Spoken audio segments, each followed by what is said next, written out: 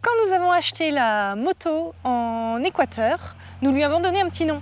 Et la plaque d'immatriculation, elle commence par JU. Donc on avait voulu lui donner un nom qui commence de la même manière. Donc dans la précipitation, on lui a donné le nom de Juliette, mais sans trop de conviction. Ça nous plaisait pas trop. On s'est dit que si on trouvait un petit nom un peu plus sympa, eh ben on changerait. Alors déjà, on vous remercie pour toutes vos suggestions. Certaines ont attiré notre attention.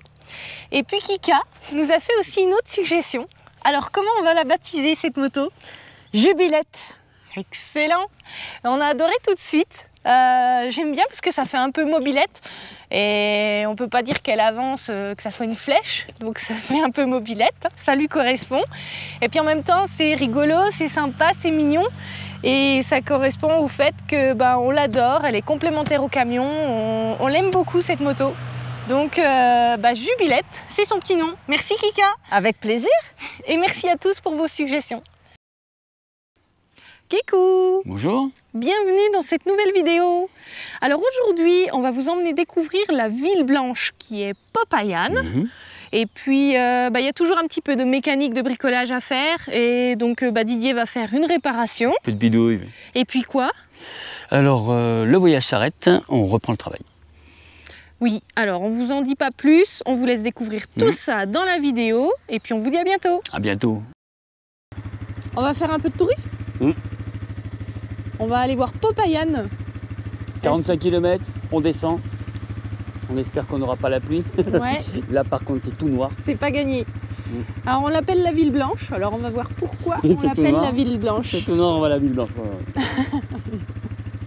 Nous sommes arrivés à Popayán, on est à environ 45 km du camping La Bonanza. Et voici la place principale de Popayán, le parc Caldas. En son centre, il y a la statue de Francisco José de Caldas. C'est un scientifique et héros nationaliste. Autour de la place Caldas, il y a la cathédrale basilique Notre-Dame de l'Assomption. Elle possède une grande façade blanche avec de hautes colonnes surmontées de statues. Et juste à côté, il y a la tour de l'horloge sur laquelle on va s'attarder quelques minutes. Cette tour, elle est surnommée la narine de Popayán. C'est la tour de l'horloge. Et si vous faites attention, regardez bien, il y a une curiosité sur le cadran. Le 4 est écrit avec 4 barres. Alors que normalement on fait un V avec une barre. Ah, vous avez remarqué? Bon, il y a plusieurs théories qui rapportent que les horlogers, machin, bidule, etc., ils ont fait des erreurs, etc., etc. Non, un horloger suisse ne se trompe pas, ou quand il se trompe, il répare, il refait.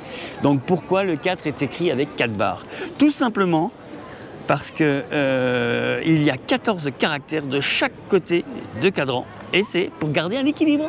Et voici l'église de San Francisco qui a d'ailleurs été élevée à la catégorie de sanctuaire parce qu'en fait elle contient les reliques de San Magno qui ont été apportées de la ville de Rome. Et dans son clocher, il y a l'une des plus grandes cloches d'Amérique qui est appelée Campagna de San Antonio. Et pourtant la plus grande cloche, je croyais que c'était moi. Eh ben non, elle est là. Elle est moulée en or et en bronze et elle est encore plus grande que la cloche de la cathédrale d'Arequipa. Ah oui, d'accord.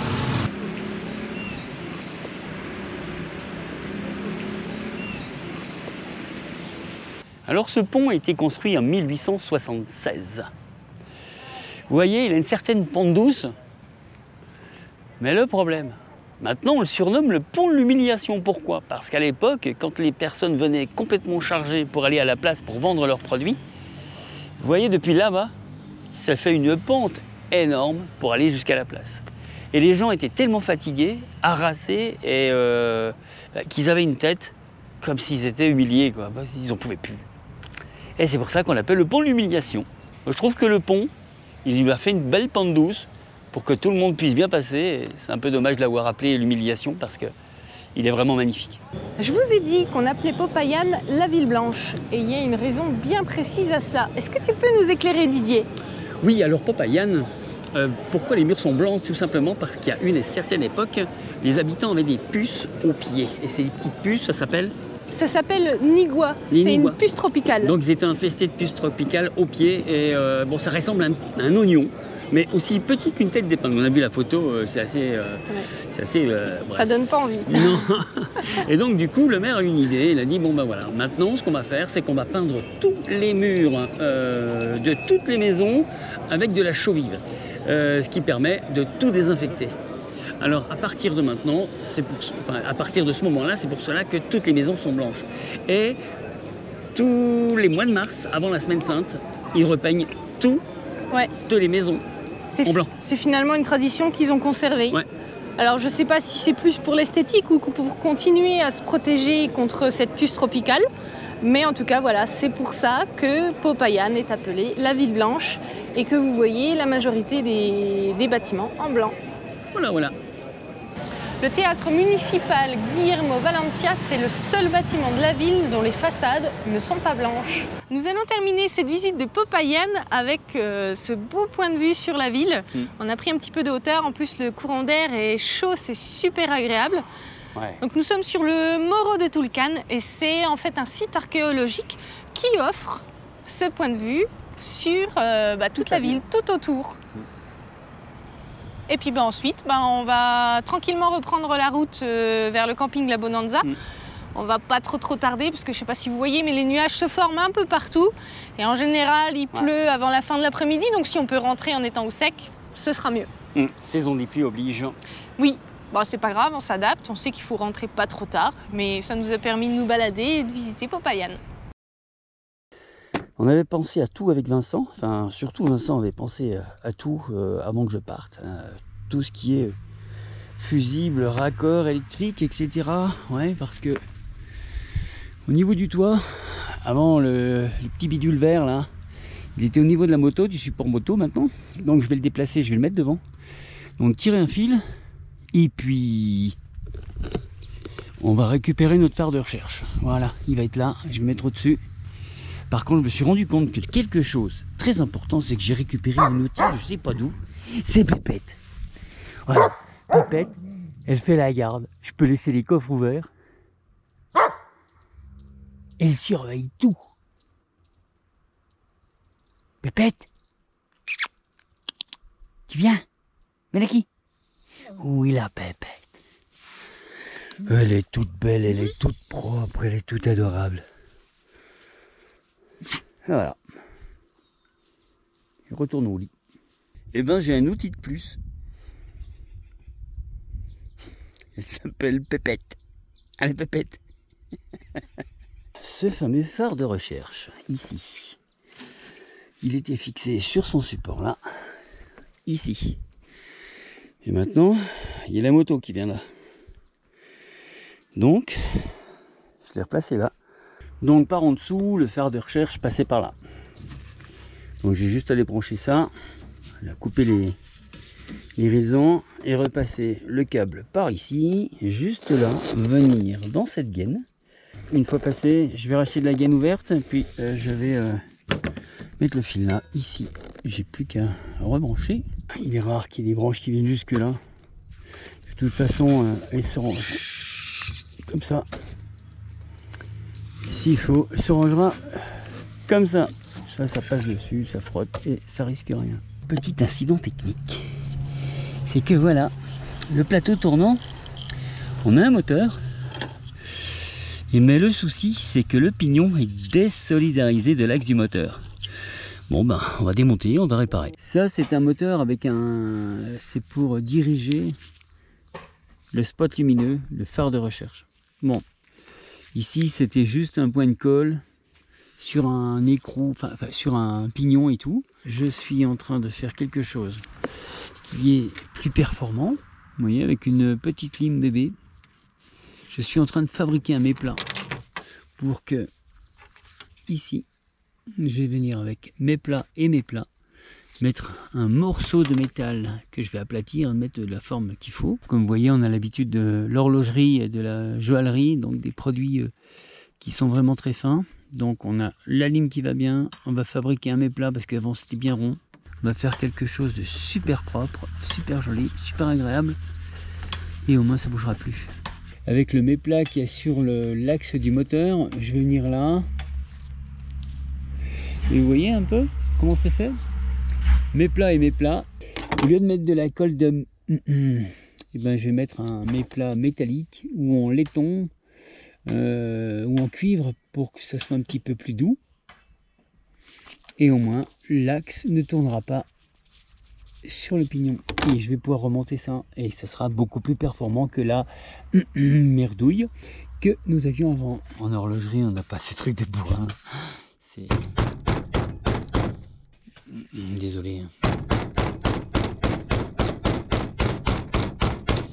Alors plutôt que de faire ça, faire un boucan d'enfer et que ça sert à rien, on va venir ici, on va prendre l'étau et on va le serrer, ça va l'écraser et on va obtenir quelque chose de plat et qui va nous servir justement de cale entre l'axe du moteur et le pignon. Voilà. Non, c'est pas assez plat. Il faut vraiment que j'utilise la méthode bourrin. On était parti. On va rentrer ce méplat là-dedans. Il est un peu trop large, mais ça c'est pas grave. On va aller le travailler sur le côté ici, sur le côté en bas. Parce qu'on a exactement le matériel qu'il nous faut pour réduire.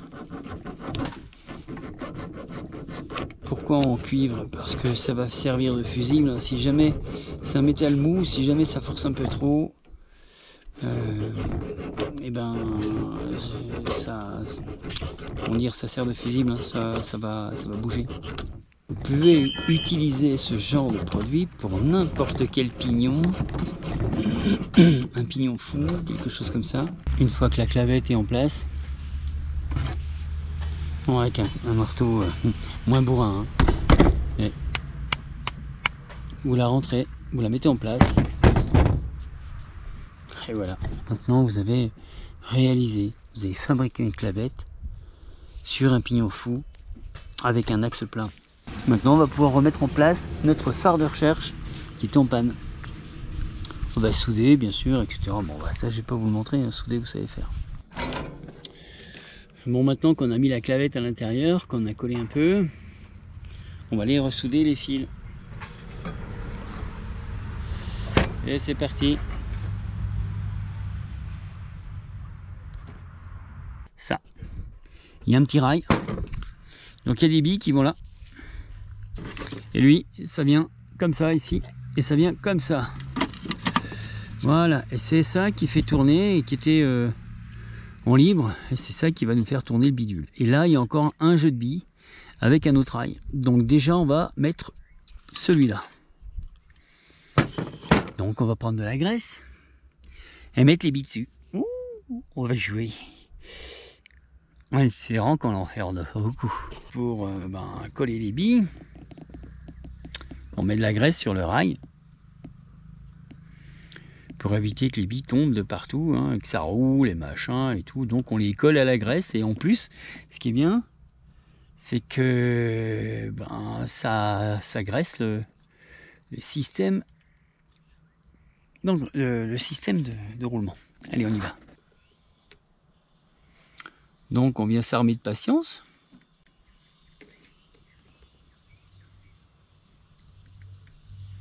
Et on met bille par bille.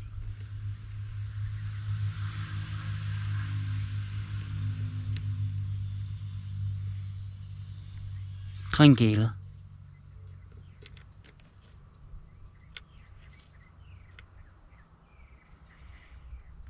Un travail de la Bruxelles. Après avoir placé toutes les billes du roulement, il y en a un deuxième en dessous, hein, sur ce plateau là. Donc après avoir replacé toutes les billes avec de la graisse pour que ça tienne, et bien maintenant on va replacer tous les plateaux fixés. Bon, j'ai déjà fait un essai hein, pour voir si le moteur fonctionnait avec le méplat et tout. La clavette, ça fonctionne super bien. Donc maintenant, après un jeu de patience, eh ben, je vais remettre le petit plateau, ressertir tout ça. Et puis je pense que on va faire une soudure ici, hein, avec notre super appareil. Ça, c'est le logement pour laisser passer l'engrenage. On va mettre les 4 petites vis là. Donc maintenant on a remis tout le plateau. Là, maintenant je vais rentrer les fils qui vont là. Ça vient ici. Ça passe là-dedans et ça vient faire un petit nœud là. Je vais faire une petite soudure. Et après remettre le plateau au-dessus. Et je vous reprends, on fait un essai. J'ai fait un essai, ça fonctionne super bien. Et là où il est, il sera encore plus devant, plus vers l'avant. Et je pense qu'il va être vachement plus sympa quand même. On verra ça les premières nuits où on va rouler. Donc télécommande. Voilà, hein. On monte, on descend. On peut voir partout. Ce qui est bien, c'est que quand on conduit, on voit ce qui se passe au bord de la route très loin. Et ça éblouit personne. On peut même voir, comme on a les caméras au-dessus, on peut même voir ce qui se passe la nuit au-dessus. Non, c'est pas mal. Bon, va falloir que je change les piles. On a refait le système, réglé le souci du pignon et tout est ok. Voilà. Les amis, vous êtes en charge maintenant. Beau voyage! Vous êtes en charge. C'est parce que tu fais à tout le monde. Beau voyage! Je vous aime, merci du fond du cœur. Merci beaucoup.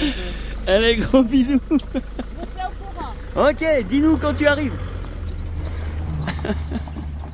Alors comme vous pouvez le remarquer, nous sommes toujours au camping La Bonanza. Alors déjà, on a passé beaucoup de temps parce qu'on voulait se mettre à jour sur pas mal de choses. On a profité pour trier plein de choses dans le camion, ranger, faire un peu de mécanique ou de bricolage. Donc voilà, il y a encore même certaines choses à faire. Après, on y va tranquille, hein. On profite aussi, vous voyez, là on prend parfois la chaise et on s'installe. Et puis, on va encore rester quelques semaines de plus. Pourquoi? Parce que Kika et Anouar sont partis au Maroc pour des raisons personnelles.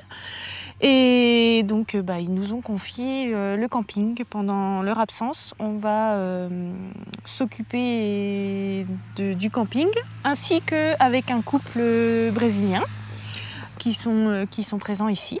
Et puis voilà, nous, on est chargés d'accueillir les clients, de prendre bien soin d'eux. Donc là, Kika est parti ce matin. Anouar était parti un petit peu avant. Kika est parti ce matin. Et puis, on a déjà accueilli un couple de Finlandais. Et puis voilà, puis normalement, il y a quelques Français qui arrivent très bientôt.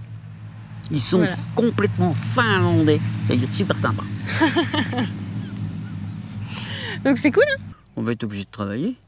Oui, on est obligé de travailler un petit peu. Bon, après, toi, tu travailles tout le temps sur ton ordi, ça va te sortir, ça va te faire du bien, toi. Oui, c'est vrai que ça va m'obliger à sortir un petit peu plus. Mais ouais, non, c'est agréable. On verra pour les jours à venir, mais c'est sympa. Oui, on espère avoir pas mal de monde comme ça va nous occuper et puis on va rencontrer plein de gens. Ça va être sympa. Bon, on n'est pas content, on fait un peu la tête, parce qu'on est dans le poste de pilotage et ça sent un peu l'essence. Et il est encore de bonne heure et le camping se réveille tout doucement.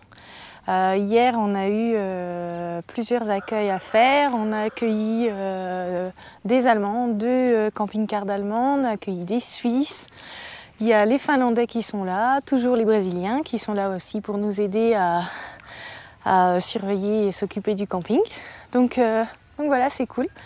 Là, je vais aller démarrer une machine à laver pour des clients.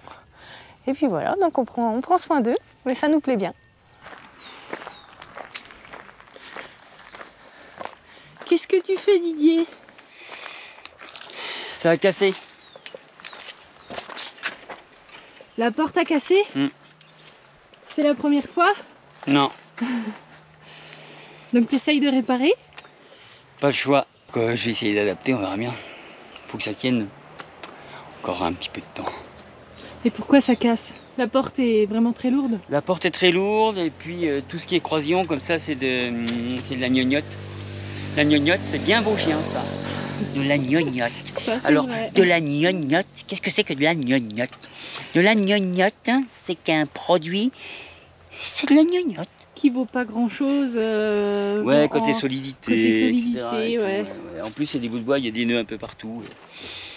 Et comment dire, ben, ouais, je vais essayer de trouver une solution, ça m'éclate, ça m'occupe. Ok. Et regarde l'autre là-bas qui a été changé il n'y a pas longtemps. Avec l'eau et le soleil, ben, ça va péter bientôt.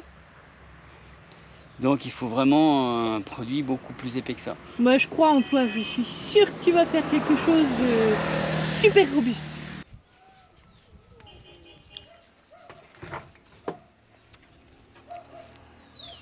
Didier, qu'est-ce que tu fais là-haut? Alors, pour m'occuper, avant le toit il était ici. Donc, il n'y avait pas de pente? Il n'y avait pas de pente du tout, c'était même inversé, l'eau rentrait dedans. Bon, par contre, ceux qui ont fait ça avant, ils ont fait avec les moyens du bord. Pareil, hein, j'ai fait ça avec les moyens du bord aussi. Donc on a augmenté la hauteur ici, là-bas. Et puis avec comment dire, les plaques en éternite qui nous restent, et ben on essaye de faire un toit en pente et de les attacher de façon à ce que ça tienne bien, parce qu'il y a beaucoup de vent quand même en été ici. Donc, et toujours pareil avec les moyens du bord. Donc c'est fil de fer, on va mettre du silicone dans les trous pour ne pas que l'eau rentre, et puis voilà, c'est tout.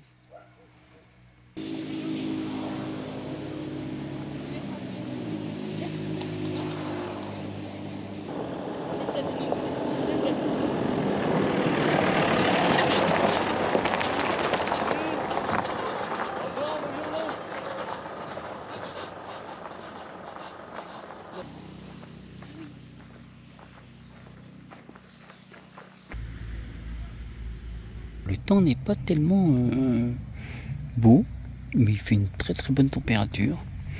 Marilyn a fait une lessive. Et qu'est-ce qu'on voit derrière la roue?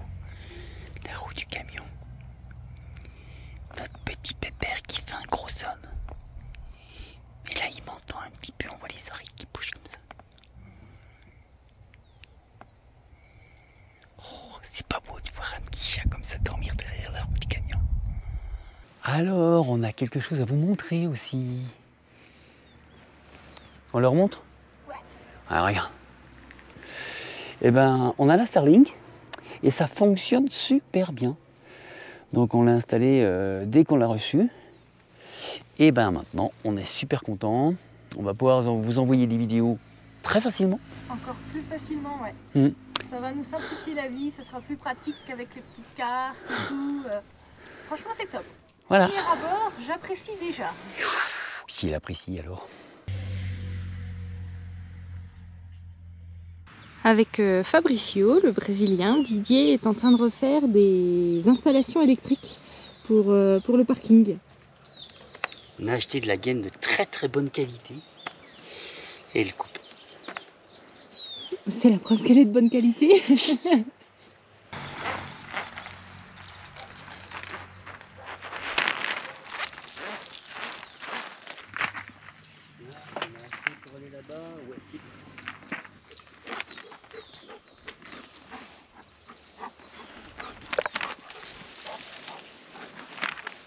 Alors pendant que nous nous occupons du camping, ce que nous faisons, c'est que bon, il y a 2-3 petites choses à faire. Alors je me suis proposé à les faire. Donc juste là-bas, on a une arrivée de courant. J'ai donc tout déterré, j'ai déterré tout le câble parce qu'il était coupé, il était enfoncé juste de 15 cm ou 10 cm, 15 cm, donc c'était pas assez. Donc depuis là-bas, j'ai fait la tranchée jusqu'ici et ça commençait à être très difficile. Donc Jean-Claude, la personne qui s'occupe, qui est embauchée par Anouar et Kika, a terminé la tranchée. Et donc on a pu tirer un fil, on a remis une gaine pour protéger le câble. On a fait une boîte pour réparer le câble. Et enfin, on peut retrouver le 110 et le 220, comme dans cette petite boîte-là, regardez. Ça, il y a du 110 et du 220 dans cette boîte. Alors, la particularité du 220 ici, c'est qu'ils prennent deux phases 110. Et ça fait une 110, ça fait 220. Ouais, je sais, c'est un peu space, mais c'est comme ça. Allez, on continue un peu plus loin parce qu'il y a une autre boîte aussi de dérivation derrière la voiture là-bas. Alors ensuite, ici, vous voyez, c'est un petit peu gratté. C'est-à-dire que j'ai fait des trous au fur et à mesure pour retrouver le câble. Il passait sous les arbres et il était coupé au niveau d'une entrée. Ouais, quand ils ont jardiné avec la pelle, comme il était enfoncé très peu, eh ben, ils ont coupé le câble. Donc résultat, j'ai entièrement déterré le câble aussi là. Bon, c'était assez facile parce que c'était à 15 cm, mais par contre des endroits passés sous les arbres, c'était pas évident. Et là, vous voyez, donc le câble partait de cette boîte là. Et donc Jean-Claude a fait la tranchée tout le long. Et on est revenu par là. Alors voilà la tranchée qu'il a fait. Bon, par contre, on parle doucement ce matin parce qu'on est des lève-tôt et les personnes dorment encore dans leur camping-car. Donc c'est pour ça que je parle doucement. Mais regardez tout le travail qui a été fait. Il a bien travaillé, Jean-Claude. Hein. Il a fait des belles tranchées. Hein. Et puis c'est bien droit et tout, c'est pas mal. Et donc on a fait juste, pareil, une boîte de dérivation pour réparer là où c'était abîmé. Et on a mis un fil un tout petit peu plus long. Et comme ça, eh ben, on a retrouvé le 110 et le 220 dans cette boîte qui est là. Donc tout fonctionne, maintenant on est content. Quand je fais une maillot, j'aime bien donner un petit peu de blanc d'œuf à Gaggle. Mais je fais une grande coquille comme ça, comme ça. Vous allez voir la tête qu'il fait. Psst. Il va rentrer là, langue main où, ça va être terrible.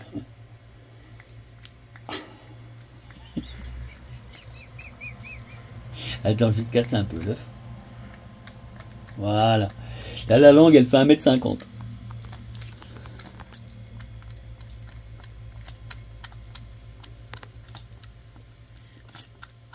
m. Voilà. C'est sa petite récompense quand je fais une petite mayonnaise.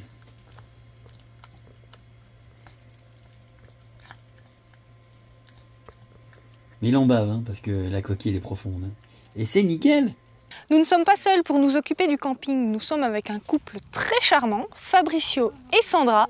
Ils sont brésiliens et on va vous les présenter. Hola, buenos días, amigo. Hola, buenos días, amigo. ¿Cómo te llamas, Fofo? Fofo. Fabricio. Il se nomme Fabricio.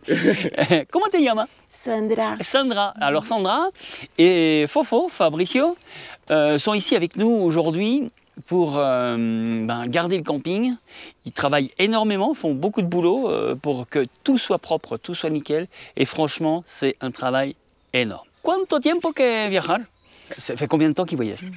1 año y 4 meses 1 an et 4 mois. que estamos viajando y viviendo un nuevo estilo de vivir, ¿no?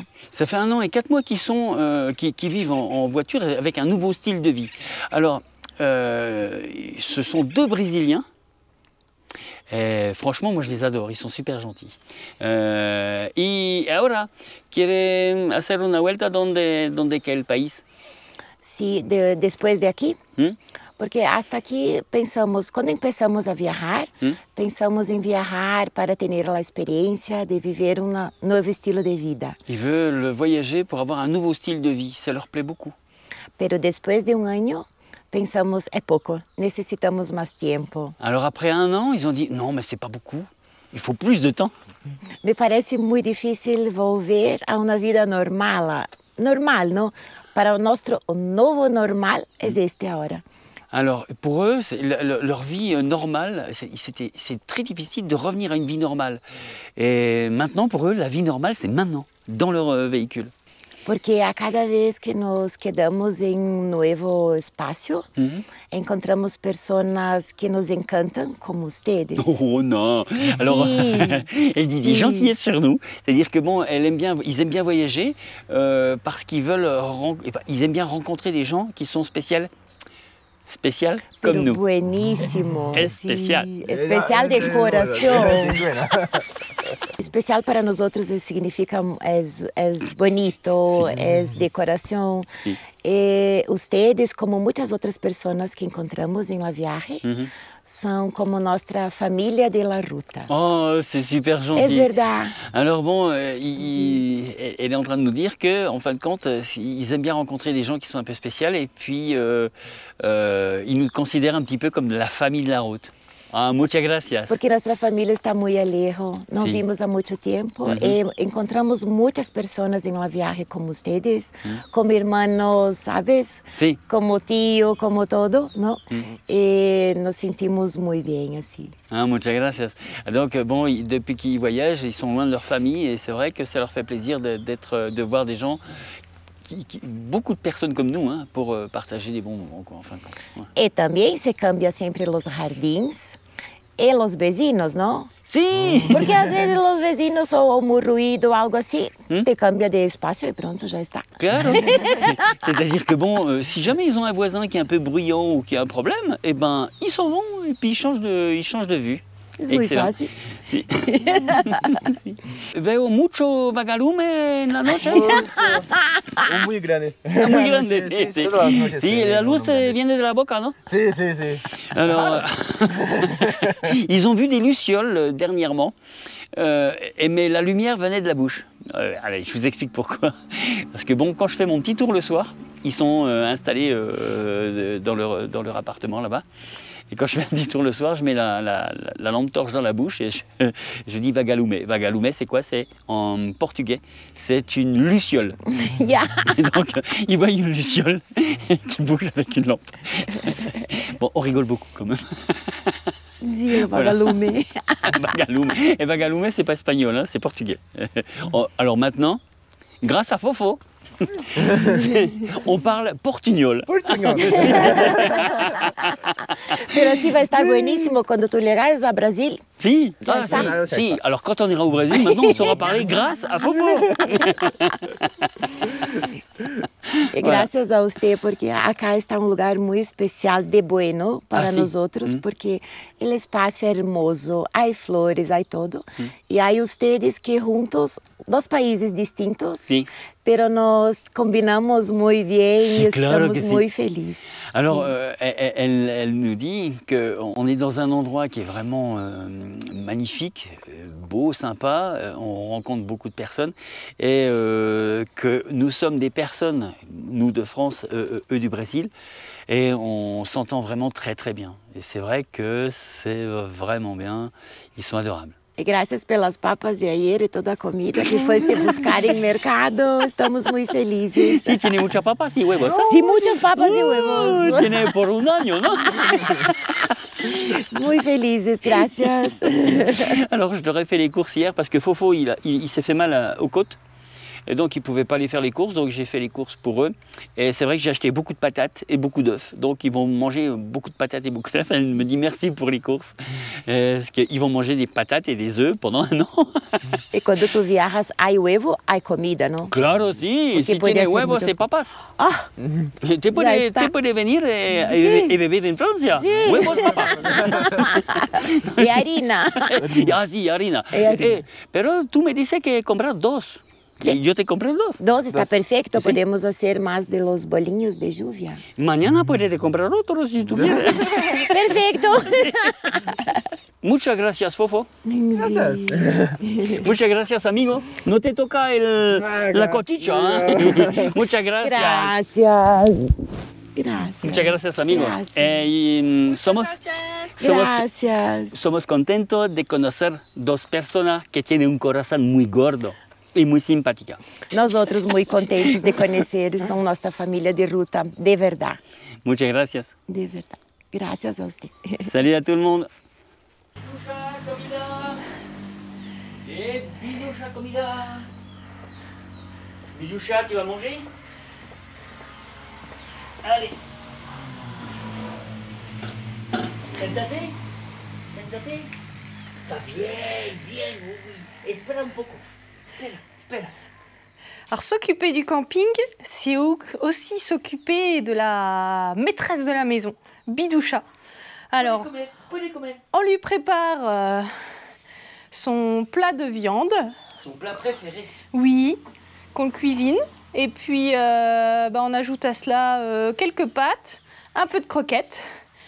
Et là, elle est fin heureuse. Alors, ce qui est assez marrant, c'est que les croquettes, elles en dispersent un petit peu. Et les moineaux, ils en profitent un peu aussi. Il en faut pour tout le monde. Alors, tout le monde mange à la bonanza, tout le monde mange. Ah là, ça y est, là, on va la laisser tranquille. Elle en a pour un petit moment, elle va déguster.